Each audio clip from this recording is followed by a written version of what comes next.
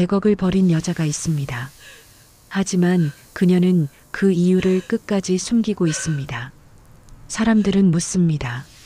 상속녀가 왜 붕어빵을 굽는지. 그러나 그녀는 단 한마디만 말했습니다. 그 돈 받을 수 없다고. 그녀의 엄마는 아직도 그날을 떠올립니다. 가스 냄새와 불길, 그리고 누군가의 실수. 그때 또 한 통의 전화가 걸려옵니다. 태성 법무팀입니다. 최종 확인이 필요합니다. 100억의 진짜 이유는 돈도 아니고 상속도 아닙니다. 그녀가 끝까지 숨긴 진실. 지금부터 이야기합니다. 숨겨진 정체. 겨울밤. 매서운 바람이 얼굴을 스치고 지나가지만 그 바람 위로 더 강하게 흩날리는 것은 붕어빵 철판에서 피어오르는 뜨거운 김이었다. 거리의 불빛은 차갑게 깜빡이고 어둠은 길모퉁이를 따라 번져나갔다. 이 평범해 보이는 풍경 속에서 단 한 사람만이 이 밤을 살아있는 듯이 떨고 있었다. 바로 100억을 버린 여자 서윤이었다. 그녀는 검은 비닐을 깊게 눌러쓰고 고개를 낮춘 채 반죽을 철판 위에 붓는다. 사람들은 그저 붕어빵 하나 사러 온 손님이겠지만 그녀의 작은 동작 하나에도 긴장과 두려움이 서려 있었다. 패딩 모양은 볼품없고 평범했지만 그 안쪽으로 살짝 비치는 셔츠의 깔끔한 결, 손목으로 흘러내린 명품 시계의 은빛 선은 감출 수가 없었다. 그녀가 한때 어떤 삶을 살았는지, 그리고 무엇을 버려야 했는지 그 작은 흔적들이 말해주고 있었다. 노점 옆 작은 의자에 앉아있는 엄마. 담요를 덮었지만 손등에 남은 화상 자국만큼은 가릴 수 없었다. 그녀의 손이 미세하게 떨린다. 엄마는 아무 말 없이 허공을 바라보다가 조용히 중얼거렸다. 그날 밸브부터 확인했어야 했는데. 순간 서윤의 손이 멈춘다. 반죽이 철판 위에서 튀는 소리가 유난히 크게 들렸다. 그때 낯선 남자가 천천히 다가와 말을 건다. 혹시 한서윤 씨 맞죠? 서윤은 바로 대답하지 않는다. 대신 반죽을 정리하는 척하며 시선을 피한다. 남자는 몇 걸음 더 다가오며 조심스럽지만 단호하게 말한다. 죄송하지만 뉴스에서 본 그 태성 상속녀 맞죠? 바람이 찬 냄새를 몰고 왔고 붕어빵 틀에서 올라온 김이 남자 얼굴을 잠시 가렸다. 서윤은 짧게 말한다. 잘못 보셨어요. 단호한 목소리였지만 장갑 낀 손끝은 미세하게 떨리고 있었다. 그러나 남자는 쉽게 물러나지 않는다. 그 순간 맞은편 대형 전광판이 바뀌며 그녀의 얼굴을 비춘다. 태성그룹 유일 상속녀 100억 유산 포기 이유는 침묵. 전광판 빛이 그녀의 눈가를 스쳐 지나간다. 남자는 확신에 찬 듯 그녀의 얼굴을 다시 보려 고개를 숙인다. 그 순간 옆에서 지켜보던 한 노인이 갑자기 손등의 화상 자국을 문지르며 작게 숨을 들이쉰다. 불안, 그날의 공기, 그날의 냄새. 서윤은 천천히 숨을 내쉰다. 그녀의 가슴 속에서 오래전에 묻어둔 진실이 다시 꿈틀거리기 시작했다. 남자는 한 발 더 다가오려 했지만 서윤은 봉투를 건네며 다시 말했다. 붕어빵 나왔습니다. 떨리는 손, 숨겨진 진실, 그리고 다시 떠오르는 과거. 이 밤 그녀가 왜 이 자리에 서 있는지, 그녀가 100억을 왜 버렸는지, 이제부터 모든 것이 드러나기 시작한다. 하지만 그녀가 숨기는 건 얼굴이 아니라 과거였다. 집 안의 금. 겨울밤 장사를 마치고 집으로 돌아오는 길. 서윤의 손끝은 여전히 차갑게 굳어 있었다. 붕어빵 틀 위에서 올라오던 따뜻한 김은 이미 사라지고 남은 건 뼈까지 시린 바람뿐이었다. 하지만 집안 문을 열자마자 밀려오는 공기는 바깥보다 더 차갑게 느껴졌다. 좁은 원룸 거실 한가운데 작은 식탁. 그 위에는 편의점에서 사온 반찬 몇 개와 식은 국이 놓여 있었다. 한때 태성그룹 상속녀였던 사람이 돌아갈 집이라고 하기엔 너무나 초라한 풍경. 하지만 지금의 서유는 이 초라함조차 감당하기 버거워 보였다. 동생 지우는 식탁을 정리하며 슬쩍 누나의 손목을 바라봤다. 은빛이 깜빡. 패딩 소매 사이로 비친 명품 시계의 빛. 지우는 그것을 보고도 아무 말하지 않았다. 대신 젓가락을 들었다 내려놓으며 조용히 물었다. 오늘 매출은 괜찮았어? 목소리는 평범했지만 질문 속엔 묘한 무게가 담겨 있었다. 서유는 짧게 답했다. 겨울 장사니까 나쁘지 않았어. 하지만 두 사람 모두 알고 있었다. 오늘 노점 매출은 병원비에 반도 되지 않는다는 걸. 그녀가 하루 종일 써서 손이 얼어 터지도록 벌어도 어머니의 약값 한 달분도 안 된다는 걸.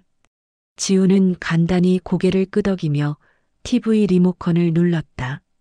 그리고 화면에 뜬 첫 뉴스 자막을 본 순간 손가락이 떨리는지 채널을 거의 반사적으로 바꿨다.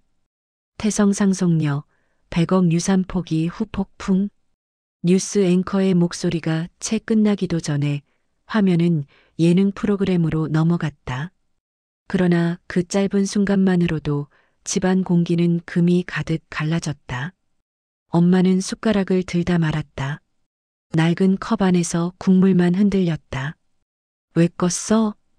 엄마의 목소리는 작았지만 방 안을 통째로 흔들 만큼 불안했다. 지우는 대답을 피하듯 고개를 숙였다. 재미없어서. 그때였다. 식탁 아래 서윤의 핸드폰이 미세한 진동을 냈다. 탁탁탁. 마치 심장이 바닥에서 뛰는 것처럼 반복적으로 울렸다. 서윤은 급히 휴대폰을 뒤집었다.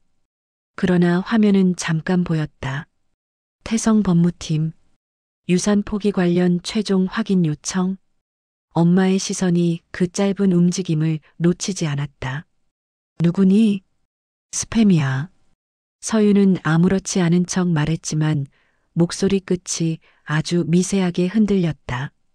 엄마가 다시 물었다. 그 집 사람들 아직도 연락 오니?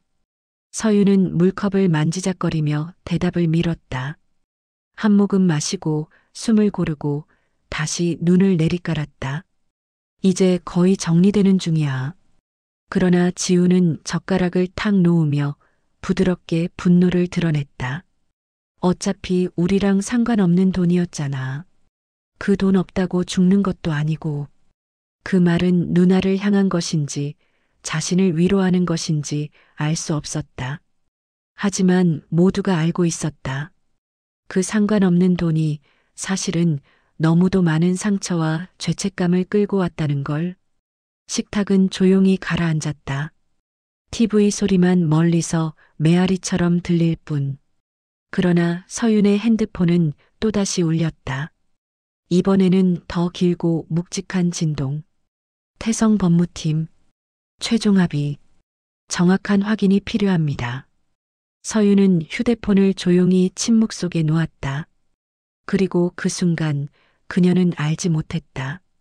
이제 막 드러난 금은 이 집에 잠깐 스친 균열이 아니라 모든 비극의 시작이라는 것을. 그리고 그날 밤 그녀는 다시는 듣고 싶지 않은 이름을 듣게 된다. 침묵을 깨는 첫 번째 이상 신호. 겨울 햇살이 노점 천막 틈으로 스며들 때 엄마의 손이 반죽을 뒤집다 갑자기 멈췄다. 이유도 없이 허공을 바라보며 떨리는 손끝. 그리고 옅은 가스 냄새. 그 냄새가 스치자마자 엄마의 얼굴에서 미세하게 공포가 지나갔다. 너희 아빠는 항상 밸브 먼저 확인했지. 말이 끝나기 전에 엄마의 눈동자가 흔들렸다. 그 순간 서윤은 자신의 심장이 위로 뛰어오르는 걸 느꼈다.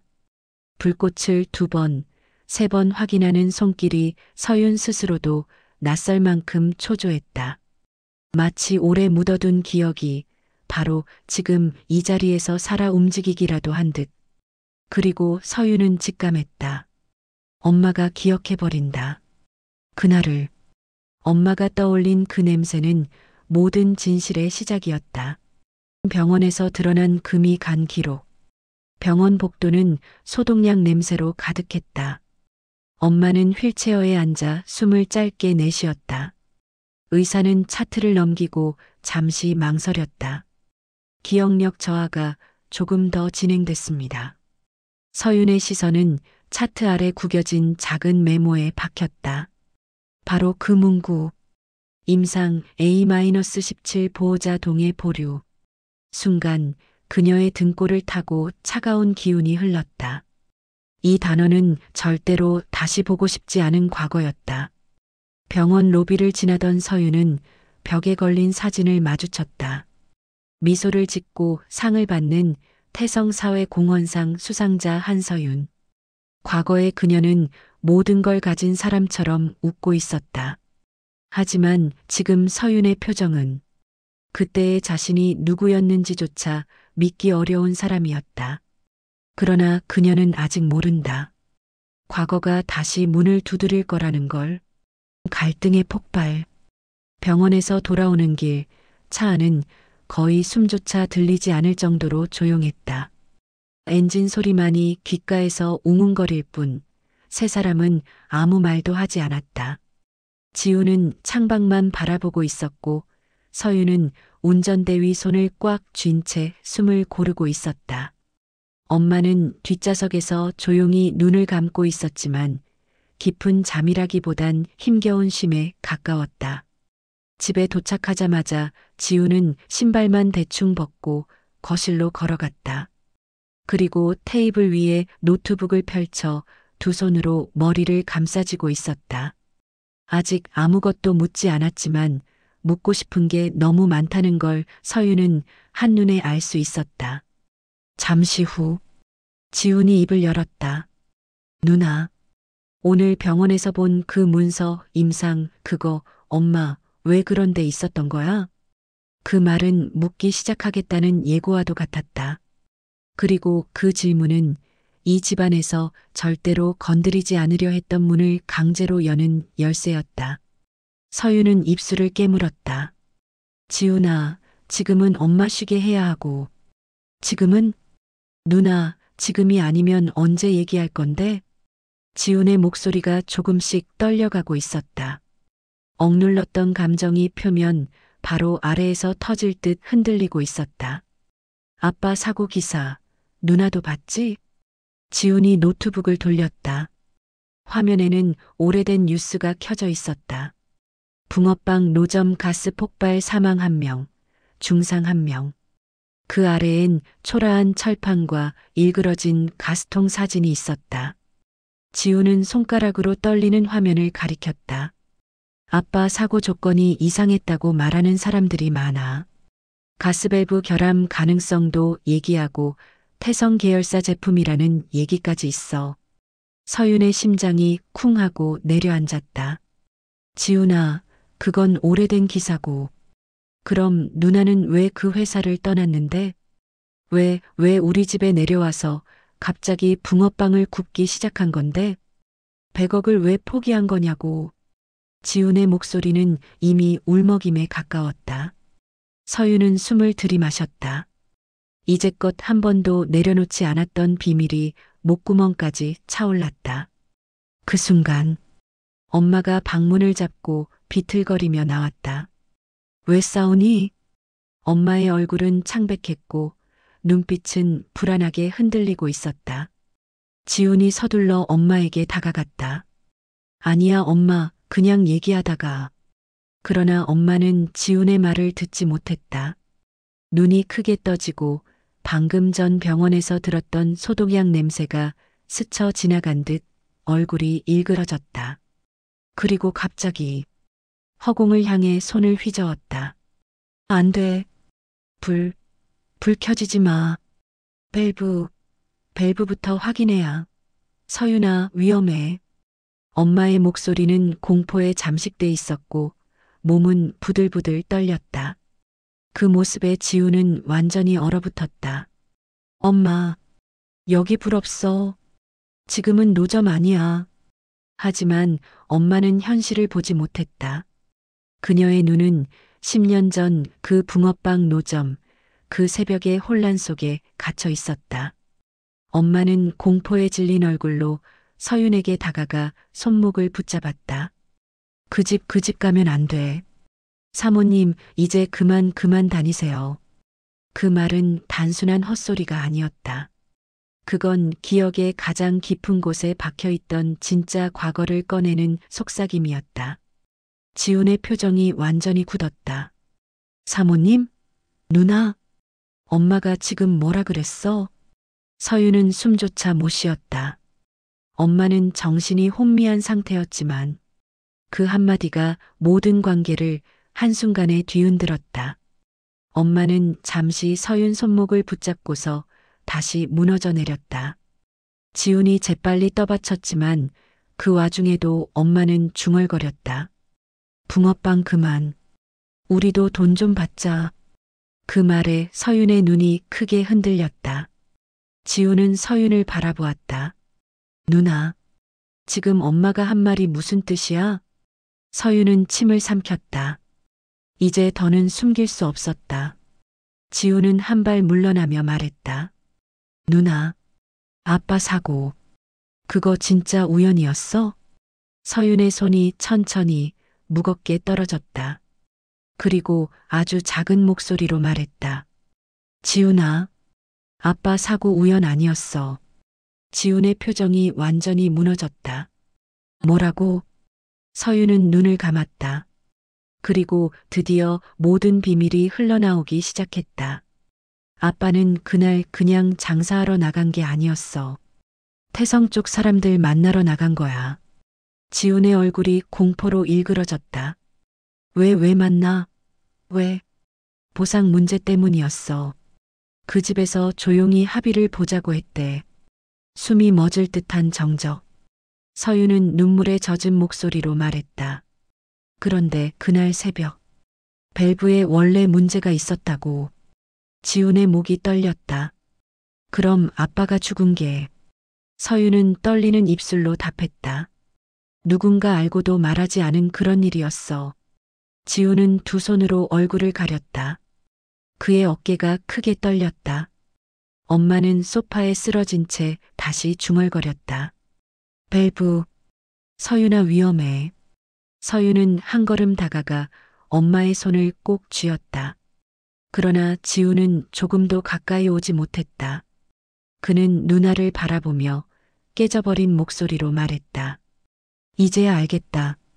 누나한테 왜 100억이 왔는지, 누나가 왜 그 집에 살았는지, 왜 모든 걸 숨겼는지, 그리고 아주 조용히, 그러나 칼처럼 날카롭게 말했다. 누나, 그 집과 우리의 관계, 진짜 시작은 이제부터였네. 서윤은 대답하지 못했다. 집안은 고요했지만 그 고요는 폭풍 전야의 침묵이었다. 이제 더 큰 진실을 향한 문이 열리고 있었다. 하지만 이것은 단지 첫 번째 균열일 뿐 더 큰 진실이 남아 있었다. 첫 번째 진실. 거실의 공기는 마치 얼음처럼 차가웠다. 엄마는 지훈의 부축을 받아 소파에 누워 있었고 숨은 고르지 못한 채 가늘게 떨렸다. 진동을 멈추지 않는 휴대폰 소리가 나직하게 울렸지만 누구도 그것을 집어들 생각을 하지 않았다. 지훈은 천천히 서윤을 향해 돌아섰다. 그의 얼굴엔 충격, 분노, 그리고 믿고 싶지 않은 절망이 뒤섞여 있었다. 누나, 아까 그 말, 아빠 사고가 우연이 아니었다는 거, 그게 무슨 뜻이야? 서윤은 입술을 꽉 깨물었다. 지훈의 눈동자는 마치 마지막 희망을 붙잡으려는 듯 흔들렸다. 지훈아, 말을 꺼내려 하자 목이 잠겼다. 그날 새벽 아빠가 나간 이유는 단순히 장사 때문이 아니었어. 지훈의 표정이 굳어졌다. 그럼? 서윤은 손끝이 떨리는 것을 숨기지 못하며 말했다. 태성 쪽에서 아빠에게 추가 합의를 제안했다고 했어. 그날 만나기로 했던 사람들. 그 집 변호사였어. 지훈이 한 걸음 비틀거리며 물러났다. 그러니까 그 회사 사람들이 아빠를 그곳에 불러낸 거라고? 정확히 말하면 아빠가 스스로 나가신 거야. 우리가 그때 너무 힘들었잖아. 엄마 치료비도 나 대학 준비도 아빠가 제대로 보상받고 싶었던 거야. 지훈의 목소리가 갈라졌다. 그래서 그날 위험한 밸브 옆에서 그래. 서윤이 고개를 떨구었다. 그 밸브가 원래 문제가 있었고 결함 가능성이 높다는 걸 회사는 알고 있었어. 지훈의 숨이 멎었다. 그는 웃음인지 울음인지 모르게 헛웃음을 내뱉었다. 말도 안 돼. 그러면 아빠는 그 결함을 알지도 못한 채? 응. 서윤의 음성이 흔들렸다. 아빠는 아무것도 몰랐어. 지우는 두 손으로 머리를 감싸며 방바닥에 주저앉았다. 그 모습은 한순간 아이처럼 작아 보였다.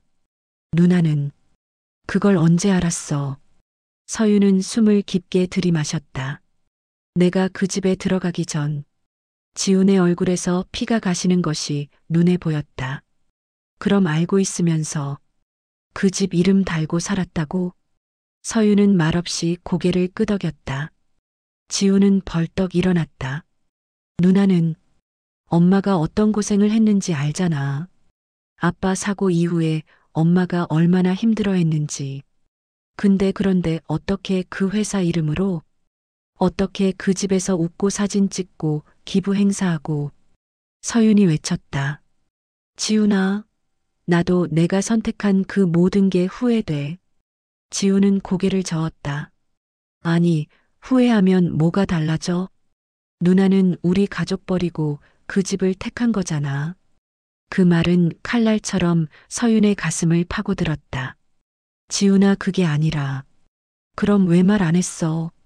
지훈의 목소리가 터졌다. 왜 우리한테 한 번도 말 안 했냐고. 우리가 가족이긴 했어? 아빠 사고가 왜 일어났는지, 그 뒤로 무슨 일이 있었는지도, 엄마 병이 왜 이렇게 심해졌는지도, 우리는 아무것도 몰랐다고. 서윤은 두 손으로 눈을 가렸다. 눈물이 손가락 사이로 흘러내렸다. 말하면 너희 둘 다 무너질까봐. 지우는 더 이상 울음을 참지 못했다. 누나는 우리를 지킨 게 아니라 우리를 바보로 만든 거야. 엄마가 희미한 목소리로 말했다. 지훈아, 그만해. 그러나 지훈은 멈추지 않았다. 엄마도 모르게 엄마를 그 이상한 임상시험에 넣어놓고 그걸 치료라고 말했으면서 서윤은 고개를 세게 저었다. 나도 그게 그렇게 위험한 건 줄 몰랐어. 지훈은 눈물을 닦지도 않은 채 서윤을 바라보았다. 그래서 100억이 온 거야? 서윤이 숨을 들이마셨다. 맞아. 지훈의 얼굴이 일그러졌다. 100억은 아빠의 죽음을 덮기 위한 돈이었다는 거네. 응. 그럼 누나는 그 덮개 위에서 살았던 거네. 지훈은 손으로 입을 가렸지만 감정이 새어나왔다. 누나가 아빠 죽음의 진실을 덮는데 일조한 거였다고. 서윤은 더 이상 말을 할 수 없었다. 거실에 흐르는 침묵은 한 가족이 서로를 향해 무너지는 소리와도 같았다. 잠시 뒤 지우는 떨리는 목소리로 말했다. 난 지금 엄마 얼굴도 누나 얼굴도 볼 자신 없다. 그리고 방으로 들어가 문을 세게 닫았다. 엄마는 소파에서 조용히 펑펑 울고 있었다. 서윤은 바닥에 앉고 말았다. 그녀는 입술을 물고 떨리는 손을 가슴 위에 올렸다. 미안해. 정말 미안해. 그 순간 테이블 위에서 휴대폰이 울렸다. 태성 법무팀. 임상 A-17 참여건. 최종 결정 부탁드립니다. 서윤은 눈을 감았다. 이제 숨을 곳도 미룰 곳도 없었다. 그리고 그녀는 결심했다. 이제 내가 끝내야 해. 그녀의 입에서 떨어진 다음 한마디가 이 집을 무너뜨리게 된다. 회장의 그림자. 새벽의 공기는 유난히 차가웠다. 하지만 서윤의 마음은 더 차가웠다. 지훈의 문은 굳게 닫혀 있었고 엄마의 방에서는 약한 숨소리만 들렸다. 그녀는 부엌 테이블 앞에 앉아 있었다. 달그락. 컵 가장자리가 떨리는 소리가 고요해 크게 울렸다. 서윤은 자신이 가장 두려워하던 서류 더미를 마주했다. 임상 A-17 치료 동의서, 부작용 보고서, 아빠 사고 합의서. 그 어떤 종이도 그녀를 살리지 못했다. 하지만 이 서류들을 마주하지 않으면 앞으로 나아갈 수도 없었다. 도망가는 건 이제 끝내자. 그녀는 깊게 숨을 들이켰다. 서류 뭉치를 다시 펼치던 그때 가장 아래쪽에 낡은 봉투 하나가 눈에 들어왔다. 누렇게 바랜 종이는 오래된 듯 접힌 자국이 깊게 남아 있었다. 봉투 위에는 정갈한 필체로 적힌 이름. 한서윤 앞으로. 서윤은 잠시 손을 멈췄다. 이 편지를 본 기억은 없었다. 봉투를 열자 그 안에는 누군가의 육필 편지가 조심스럽게 접혀 있었다. 글씨체는 묘하게 익숙했다. 태성그룹 회장의 친필 서명에서 본 그 필체였다. 서윤의 손이 떨렸다. 그녀는 천천히 편지를 펼쳤다. 서윤아, 이 편지가 너에게 닿을 날이 올지 모르겠다. 그러나 혹시라도 내가 내 결정을 의심하게 될까봐 나는 이 글을 남긴다. 서윤의 숨이 순간 멎었다. 너희 아버지는 나의 청년 시절 잊지 못할 은인이었다. 편지의 첫 문장은 예상 밖이었다. 서윤은 눈을 찡그렸다. 은인? 아버지가 태성 회장과 개인적 인연이 있었다는 건 처음 듣는 이야기였다. 나는 젊은 시절 큰 사고로 목숨을 잃을 뻔했다. 아무도 나를 돕지 않던 그날, 너희 아버지는 기꺼이 손을 내밀었다. 이름도 모른 채 나를 살려낸 그분의 은혜는 평생 잊지 않고 살았다. 서윤의 가슴이 미세하게 흔들렸다. 아버지는 그런 이야기를 단 한 번도 한 적이 없었다. 나는 그분의 가족에게 어떤 보답도 하지 못했다. 그날의 부채를 안고 평생을 살았다. 그러나 그 일을 덮어야 했던 이유가 있었다. 여기서 글씨는 미세하게 흔들리고 있었다. 마치 쓰는 사람이 죄책감에 떨고 있었던 듯했다. 너희 아버지의 마지막 사고를 나는 막지 못했다. 그리고 재단과 회사는 그 사실을 숨겨버렸다.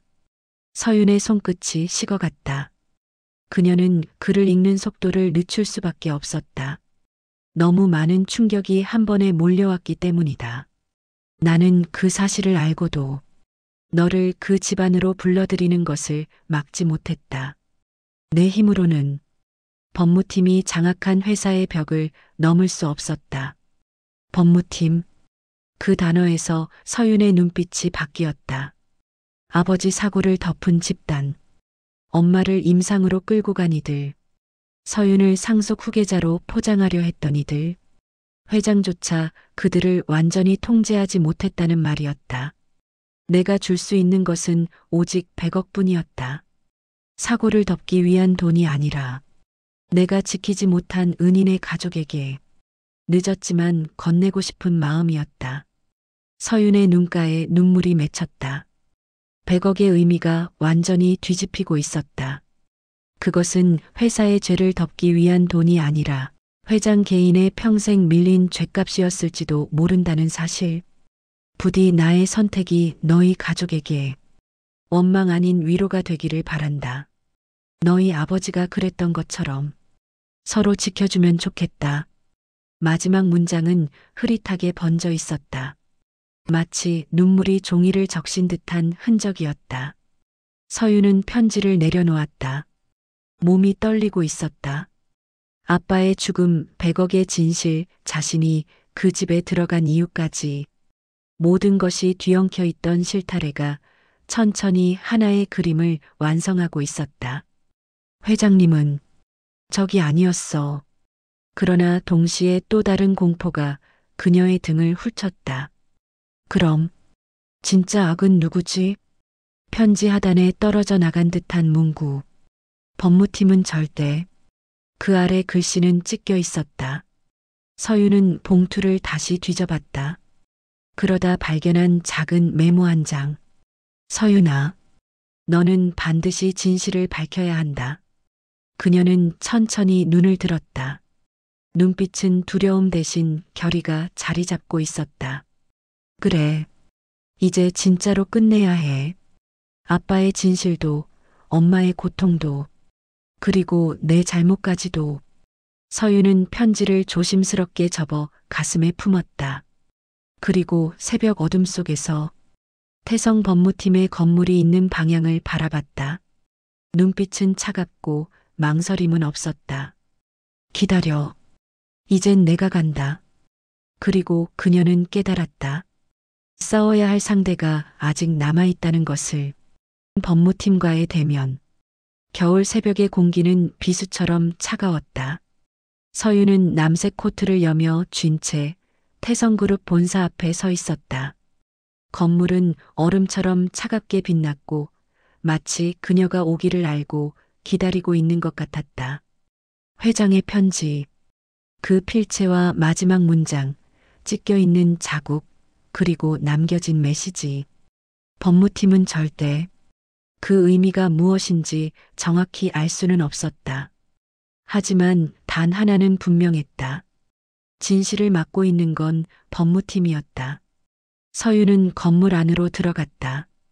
경비원은 익숙한 얼굴을 본 듯 고개를 숙였지만 오늘 그녀의 표정은 예전과 완전히 달랐다.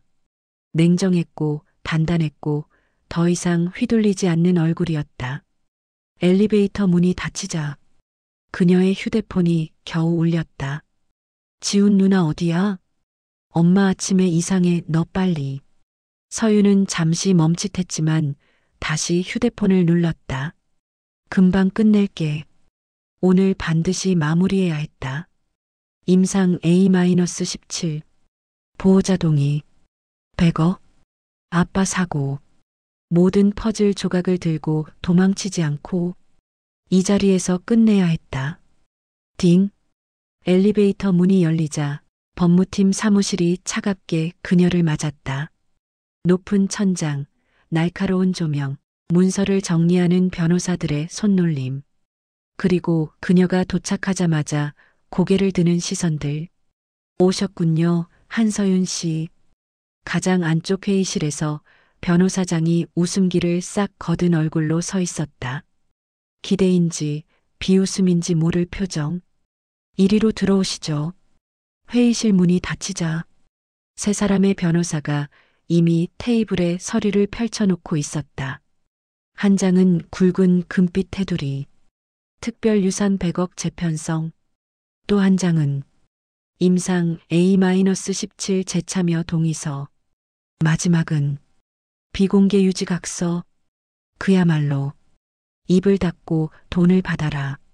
그 문구를 백설탕처럼 순하게 포장한 서류들이었다. 서윤은 자리에 앉지 않았다. 변호사가 먼저 입을 열었다. 서윤 씨, 저희는 협박을 할 생각은 없습니다. 그저 현실적인 선택을 말씀드리는 겁니다. 서류를 그녀 옆에 천천히 밀었다. 이 서류에 서명하시면 100억은 그대로 유지되고 어머님 치료는 재단에서 전액 지원합니다. 천천히 미소를 짓는다. 마치 그녀가 당연히 무너질 거라 확신하는 눈빛이었다. 서윤은 아무 말 없이 서류를 들여다만 보았다. 명품 시계가 달린 손목이 떨렸지만 그 떨림의 이유는 두려움이 아니었다. 분노였다. 변호사가 재차 말했다. 동생분도 미래가 필요하지 않습니까? 서윤은 고개를 들었다. 눈빛이 싸늘했다. 그 돈 어디서 난 건지 정말 모른다고 생각하세요? 변호사장은 눈썹 하나 까딱하지 않았다. 100억은 회장님의 유언에 따른 특별 유산입니다. 의심할 필요 없어요. 유언에 따라. 서윤은 천천히 가방을 열었다. 그리고 꺼냈다. 회장의 편지. 변호사들의 표정이 단숨에 날카롭게 변했다. 이게 무엇입니까? 서유는 편지를 테이블 위에 내려놓았다. 회장님이 남긴 마지막 말입니다. 아버지와의 관계, 은인이라는 사실, 그리고 200억이 입막음이 아니라 회장님의 개인적 부채라는 것. 변호사장 얼굴에서 미세한 균열이 생겼다. 서유는 휘청이는 마음을 다잡고 말을 이었다. 회장님은 당신들이 숨긴 진실을 알고도 저를 보호하지 못했다고 죄책감에 시달렸어요. 편지를 가볍게 밀어 변호사장 앞으로 보냈다. 이제 이해하겠죠? 저는 당신들의 돈 받을 이유가 없어요. 회의실 공기는 거칠게 흔들렸다. 변호사장은 마침내 본색을 드러냈다. 좋습니다. 그럼 당신 가족은요? 그는 종이를 꺼내 앞으로 밀었다. 어머님 치료비, 동생 학비, 생활비, 모든 걸 감당하실 수 있습니까? 서유는 숨을 들이마셨다. 할 수 있어요. 변호사는 헛웃음을 흘렸다. 자신 있으십니까? 당신 하나 때문에 가족 전체가 고통받을 수 있어요. 서윤의 눈이 흔들렸다. 그러나 바로 다음 순간 회장의 편지 마지막 문장이 떠올랐다. 너희가 서로를 지켜다오. 그녀는 천천히 고개를 들었다.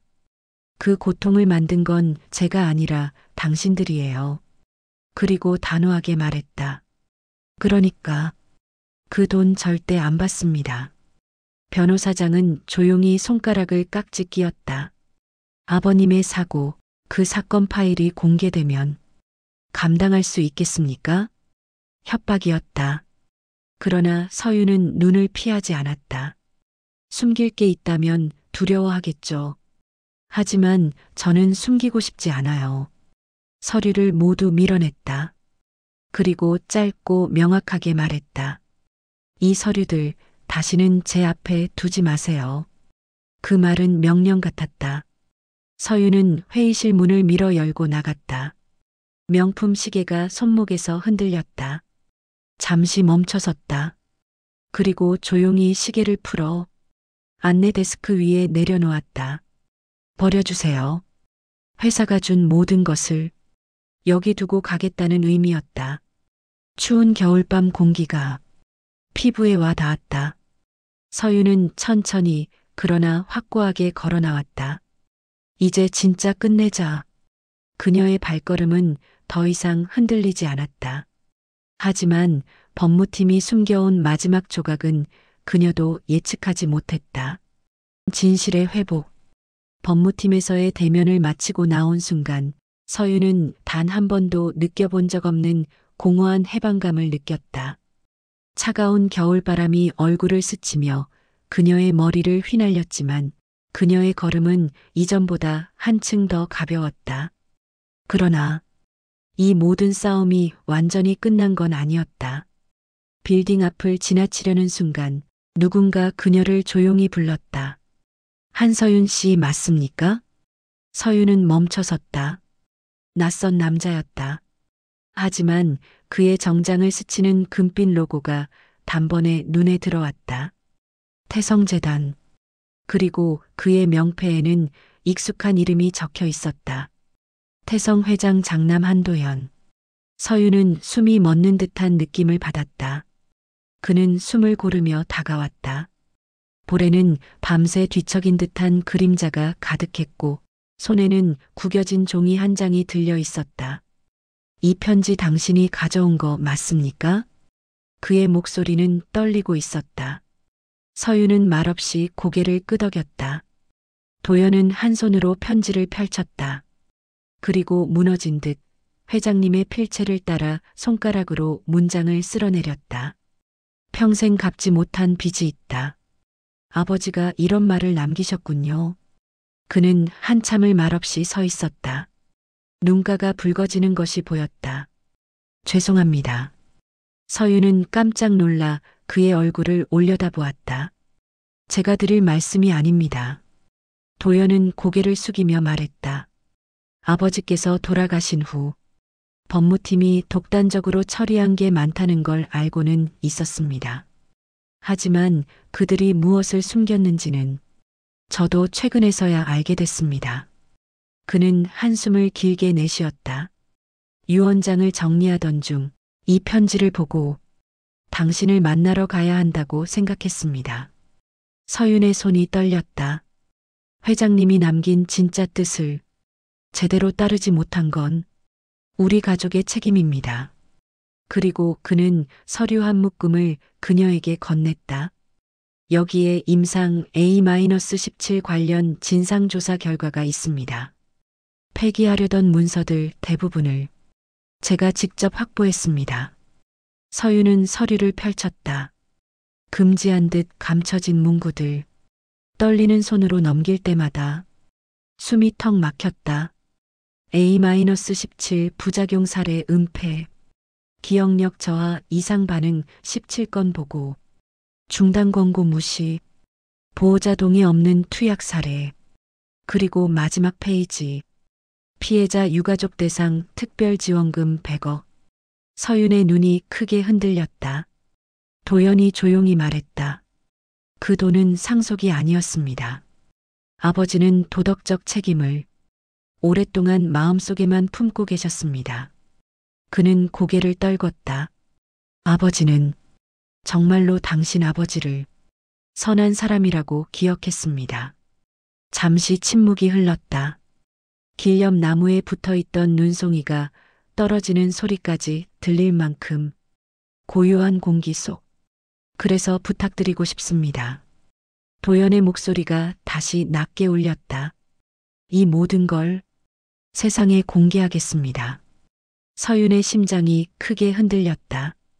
그 결심이 어떤 파장을 불러올지 그는 누구보다 잘 알고 있을 것이다. 정말 하시겠습니까? 서윤이 묻자 도연은 고개를 끄덕였다. 진실을 바로잡는 것이 아버지가 남긴 마지막 뜻이라고 믿습니다. 그는 원장직 명패를 떼듯 자신의 재단 출입증을 조용히 바닥에 내려놓았다. 임상 A-17은 오늘부로 전면 중단하겠습니다. 서윤은 말문이 막혔다. 눈물이 차올랐다. 도연은 마지막으로 말했다. 그리고 법무팀, 당장 감사를 시작하겠습니다. 그동안 숨긴 것들 모두 드러나게 될 겁니다. 그 순간 모든 것이 무너져 있던 이 싸움에서 작지만 확실한 정의의 빛이 들어왔다. 서윤은 고개 숙여 말했다. 감사합니다. 도연은 미소도 없이 고개만 끄덕였다. 그 역시 이 싸움이 얼마나 긴 시간이 걸릴지 알고 있었다. 진실은 당신 혼자만의 짐이 아니었습니다. 그 말에 서윤은 처음으로 어깨에 얹혀있던 무게가 조금 내려가는 것을 느꼈다. 그리고 아빠의 얼굴이 떠올랐다. 엄마의 떨리는 눈, 지훈의 분노. 이제는 그 어느 누구도 숨길 필요가 없었다. 그녀는 조용히 말했다.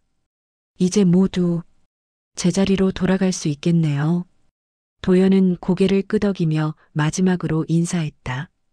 당신의 용기 덕분입니다.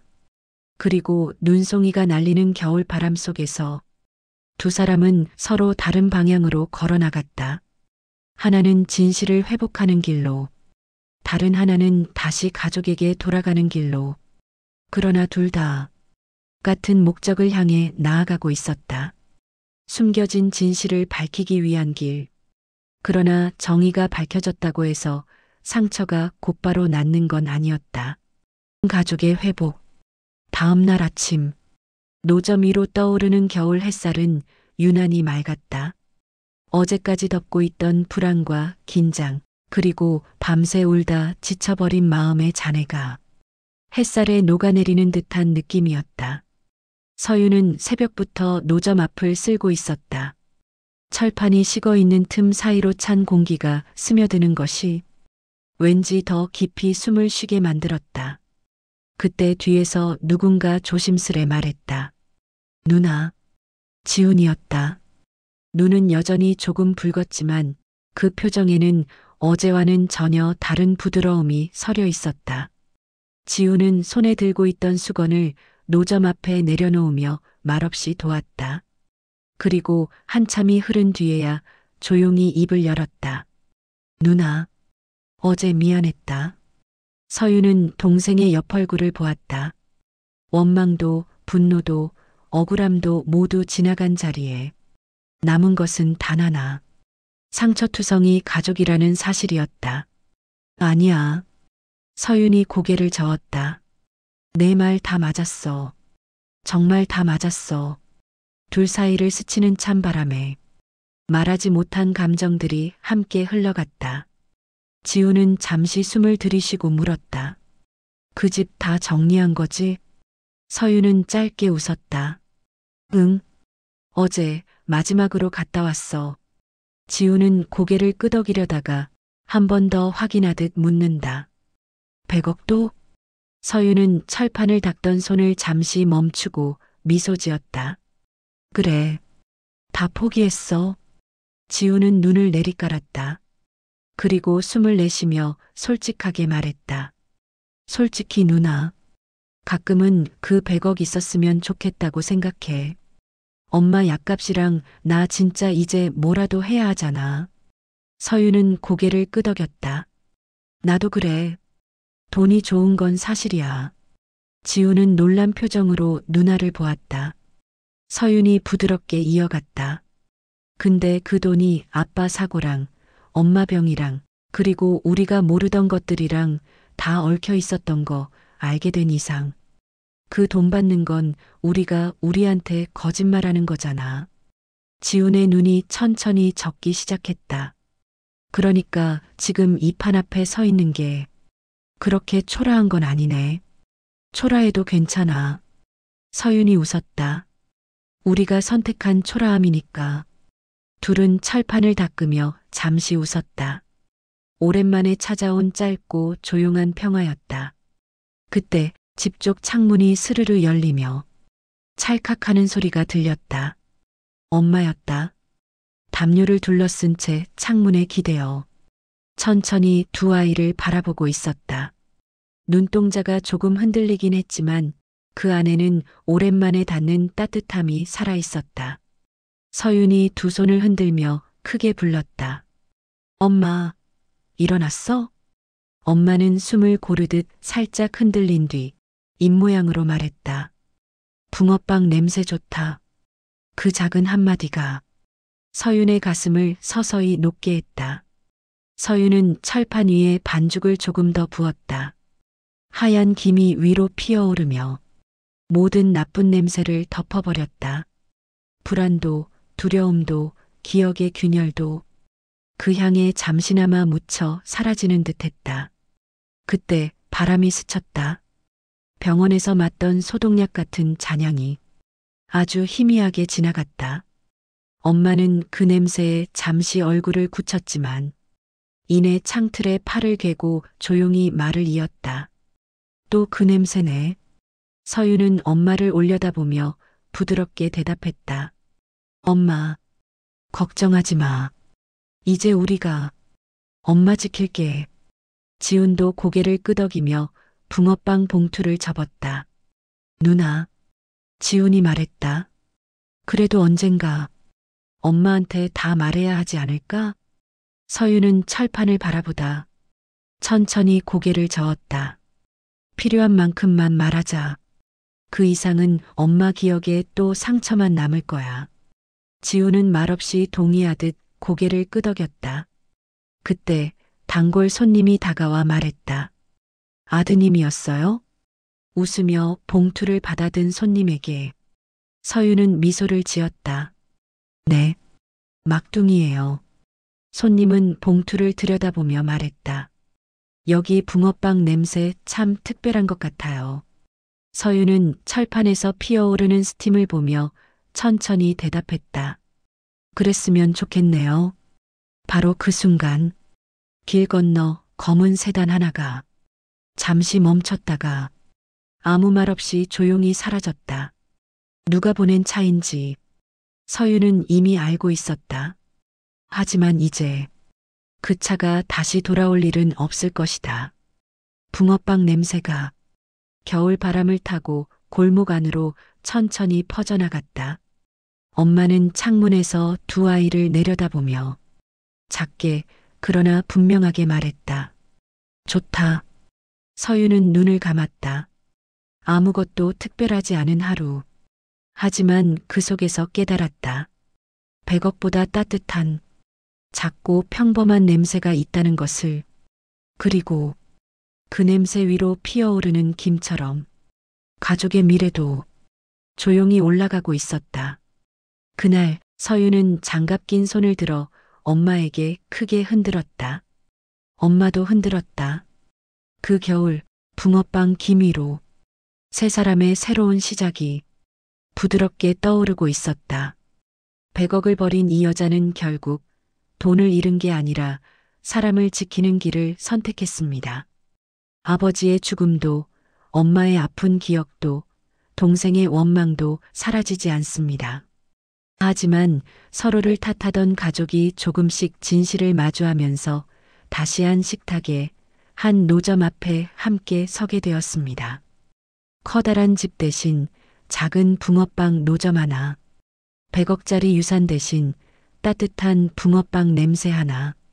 겉으로 보기엔 초라해 보여도 이제 이 가족은 압니다. 가문보다, 이름보다, 돈보다 중요한 건 지금 내 옆에 서 있는 사람이라는 것을. 오늘도 겨울바람 속에서 세 사람은 조용히 붕어빵을 굽습니다. 지나가는 사람들은 그저 작은 노점 하나 보겠지만 그 안에는 억울함을 이긴 용기, 미움을 견딘 시간, 그리고 끝까지 서로를 붙잡은 가족의 이야기가 담겨 있습니다. 혹시 이 영상을 보고 계신 당신도 인생의 어느 겨울 앞에 서 계신가요? 큰 돈은 없어도, 화려한 이름은 없어도 내 사람을 지키겠다는 그 마음 하나면 우리는 다시 시작할 수 있습니다. 오늘 이 가족이 지킨 건 100억이 아니라 붕어빵 기미로 올라오는 따뜻한 삶의 온기였습니다. 그리고 그 온기는 지금 이 영상을 보고 계신 당신의 마음에도 닿기를 바랍니다. 부족한 영상이었지만 끝까지 함께 해주셔서 진심으로 감사합니다. 앞으로도 시청자 여러분의 하루에 잠시나마 따뜻함을 드릴 수 있는 이야기로 찾아뵙겠습니다. 여기는 꿈나라 사연이었습니다. 오늘 영상이 마음에 드셨다면 구독과 좋아요 한 번씩 부탁드리겠습니다. 여러분의 응원이 큰 힘이 됩니다.